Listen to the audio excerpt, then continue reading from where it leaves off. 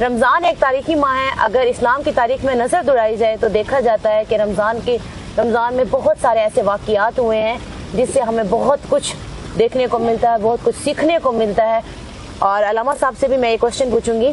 10 رمضان 60 ہجری کو حضرت امام علیہ السلام کو کوفیوں نے خطوط کے ذریعے بلایا, پیغام بھجوایا اور یہاں پر ان کی آمد شروع ہوئی خطوط کے ذریعے. تو اس کے بارے میں آپ کیا کہنا چاہیں گے؟ بسم اللہ الرحمن الرحیم. الحمدللہ رب العالمین. آپ نے جیسے فرمایا کہ ماہ رمضان برکتوں کا مہینہ ہے اور اس کے اندر قرآن مجید بھی نازل ہوا ہے, اور اگر ہم تاریخی حوالے سے دیکھیں تو اسلام کے اندر یہ بہت معنویت رکھتا ہے, کیونکہ جو اسلام کے اوپر مشکل وقت آن پڑا تو کوفیوں نے خط لکھنا شروع کیے امام حسین علیہ السلام کی طرف. وہ بھی اسی مہینے کے اندر ہے کہ انہوں نے خط لکھے اور امام کو اپنی طرف بلانا چاہا, جن میں کوفیوں میں سب سے جو مشہور شیعہ تھے حضرت سلیمان بن سرد خزائی, انہوں نے خط لکھا. ان کے ساتھ باقی ان کے جو اعوان و انصار تھے, امام حسین علیہ السلام کے چاہنے والے اور اہل بیت علیہ السلام کے ماننے والے, انہوں نے بھی خط لکھے. کافی تعداد ہوئی تو امام علیہ السلام نے اپنے چچا زاد بھائی حضرت مسلم بن عقیل علیہ السلام کو کوفے کی طرف روانہ کیا کہ وہاں کے حالات چیک کر کے مجھے بتائیں کہ کیا کوفیوں کے حالات میرے لیے سازگار ہیں یا نہیں. کہ 15 رمضان کو حضرت امام حسین علیہ السلام نے حضرت مسلم بن عقیل کو کوفہ کی جانب روانہ کیا, تو یہ ڈیٹیل اس کے بارے میں تھوڑی سی آپ ہمیں بتائیں گے؟ خطوط کی تعداد بہت زیادہ ہو گئی تو امام علیہ السلام نے اپنا سفیر بھیجنا چاہا اور اس کے لیے منتخب کیا اپنے چچا زاد بھائی اور بہنوئی حضرت رقیہ سلام اللہ علیہ, ان کے شوہر نامدار کو, حضرت مسلم بن عقیل علیہ السلام. ان کی عمر اس وقت 40 سال تھی. مسافت طے کرتے ہوئے جب وہ پہنچے وہاں پر تو تقریباً 80,000 یا 30,000 اس کے قریب لوگوں نے آپ کی بیعت کی. اس کے بعد جب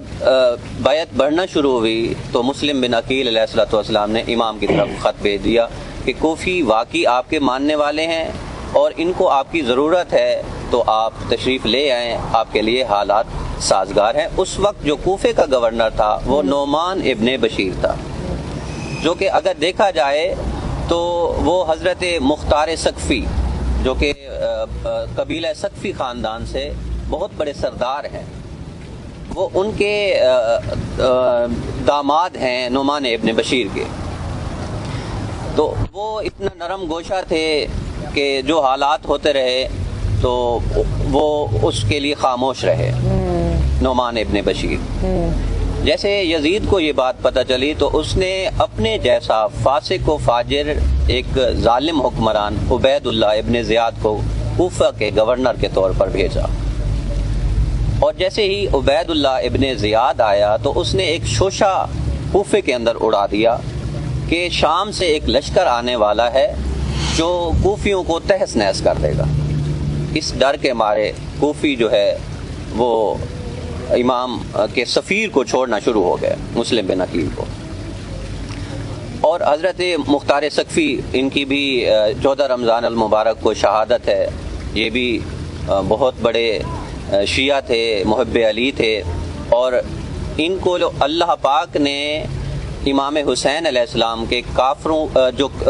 قاتلوں کو کیفر کردار تک پہنچانے کے لیے اللہ نے منتخب کیا انہیں. اور یہ تقریباً 63 ہجری میں یا بلکہ 66 ہجری کے اندر انہوں نے اپنی حکومت کوفہ کے اندر قائم کی, اور ان کی حکومت کا جو بنیادی مقصد تھا وہ قاتلان امام حسین علیہ السلام کو کیفر کردار تک پہنچانا تھا. اور ان کو 2 تواریخ ملتی ہیں کہ حضرت علی علیہ السلام کے بیٹے حضرت حنفیہ علیہ السلام کی ان کو حامیت یا آپ کہہ لیں کہ ان کو نصرت یا ان کو تائید شامل تھی کہ حضرت حنفیہ نے ان کو کہا کہ آپ اس قیام کو شامل کریں. اچھا, یہاں پہ میں آپ سے یہ پوچھنا چاہوں گی کہ کوفیوں نے کس طرح خطوط کے ذریعے ان کو بلانا چاہا, جھانسا دے کر, اور لیکن اس سے پہلے حضرت امام الحسین علیہ السلام نے حضرت مسلم بن عقیل کو بھی بھیجا وہاں پر ساری چیزیں دیکھنے کے لیے کہ آیا کہ واقعی یہ سب چیز حقیقت ہے، وہ اسلام قبول کرنا چاہتے ہیں، کیونکہ انہوں نے اس طرح سے دعوت دی تھی کہ ہم آپ کے ساتھ ہیں۔ وہاں پر جب وہ پہنچے تو کچھ ٹائم وہ لوگ صحیح رہے تھے، ان کے ساتھ ان کا جو رویہ تھا ان کے ساتھ وہ ٹھیک رہا۔ کتنے ٹائم بعد وہ یہ سب چیزیں سٹارٹ کی، انہوں نے اپنی اصلیت کتنے ٹائم بعد لے کر آئے؟ یہ جی تقریباً 5 شوال تک تو امام حسین علیہ السلام کے چاہنے والوں کی، جب تک نعمان ابن بشیر گورنر رہا اس وقت تو امام حسین علیہ السلام کے چاہنے والے برسر اعلان آتے رہے اور امام کے سفیر پر بیعت کرتے رہے، اور جیسے ہی عبید اللہ ابن زیاد جو کہ ظالم تھا اور یزید کی طرح فاسق و فاجر بھی تھا، تو جیسے ہی وہ حکمران آیا تو اس نے لوگوں کو ڈرانا دھمکانا شروع کیا۔ اس کے بعد جن شیعوں نے خط لکھے تھے ان کو اس نے قید کرنا شروع کر دیا، جن میں مختار سقفی بھی شامل ہیں اور بڑے بڑے نامور سلیمان ابن سرد خزائی اور ان کے اور بھی جو جنہوں نے خطوط لکھے تھے، اکثریت کو یا تو قید کرا دیا، جن کو قتل کر سکتا تھا ان کو قتل کر دیا۔ تو وہ جیسے انہوں نے خط لکھے تھے، آخر ٹائم یہ کہتے ہیں کہ کوفیوں میں وفا نہیں ہے، کوفی لا یوفی، یہ بات نہیں ہے، کوفیوں نے وفا کی ہے۔ وفا کس طرح کی ہے وہ حضرت مختار سقفی کی وفا کو دیکھ لیں کہ انہوں نے قاتلان امام حسین علیہ الصلوۃ والسلام کا بدلہ لیا ہے اور ان کو کیفر کردار تک پہنچایا ہے، وہ بھی ایک کوفی ہیں۔ ان کو آئیڈیا نہیں تھا، ان سے بھی ایک دھوکہ دے کر یہ خط لکھوائے گئے نا، تاکہ ان پر ایک یقین کیا جائے، ان کو دھوکہ دیا گیا، لیکن جب وہ پہنچ گئے اس کے بعد ہی یہ سارا سلسلہ انہوں نے شروع کیا۔ جی آپ کہہ سکتے ہیں کہ ان میں سے کچھ لوگ ایسے تھے جو مال و زر کے پکاری تھے یا صرف اس کو پوجا کرنے والے تھے، صرف وہ لالچ میں آ گئے، کچھ لوگ ایسے شامل تھے۔ لیکن جو حقیقت میں اسلام کو ماننے والے تھے، مسلمان تھے، محب اہل بیت تھے، ان کو یا تو ابن زیاد نے اتنا ظالم تھا یا تو اپنے قید خانے میں قید کرا دیا۔ خود جب حضرت مختار سقفی کو دربار میں بلایا تو آپ چونکہ بہادر تھے، آپ کے والد جو تھے حضرت ابو عبید سقفی جو خلیفہ دوم کے دور میں جنگجو، بہت عظیم جنگجو تھے اور عراق کے اندر وہ شہید ہوئے ہیں جنگ کرتے ہوئے خلیفہ دوم کے دور میں، تو ان کے بیٹے تھے حضرت مختار سقفی۔ ان کی آنکھیں اتنی بہادر آنکھیں تھیں کہ اتنی آپ کہہ لیں کہ آپ کہہ لیں کہ ان کے اندر روب تھا اتنا، جیسے ہی وہ دربار میں داخل ہوئے تو عبید اللہ ابن زیاد ڈر گیا اور اس نے کہا کہ میں نے یہ چیز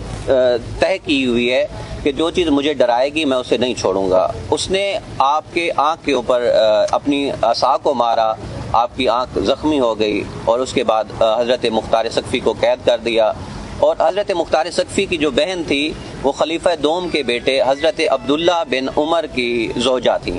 پھر آپ کی رہائی جو ہوئی، یعنی عبید اللہ ابن زیاد کو یزید کی طرف سے خط آیا، چونکہ وہاں پر مشیر تھے حضرت عبداللہ بن عمر یزید کے، تو وہاں سے خط آیا کہ مختار سقفی کو رہا کیا جائے۔ اس رہائی کے بعد پھر مختار سقفی نے قیام کیا اور قاتلان امام حسین علیہ الصلوۃ والسلام کو کیفر کردار تک پہنچایا۔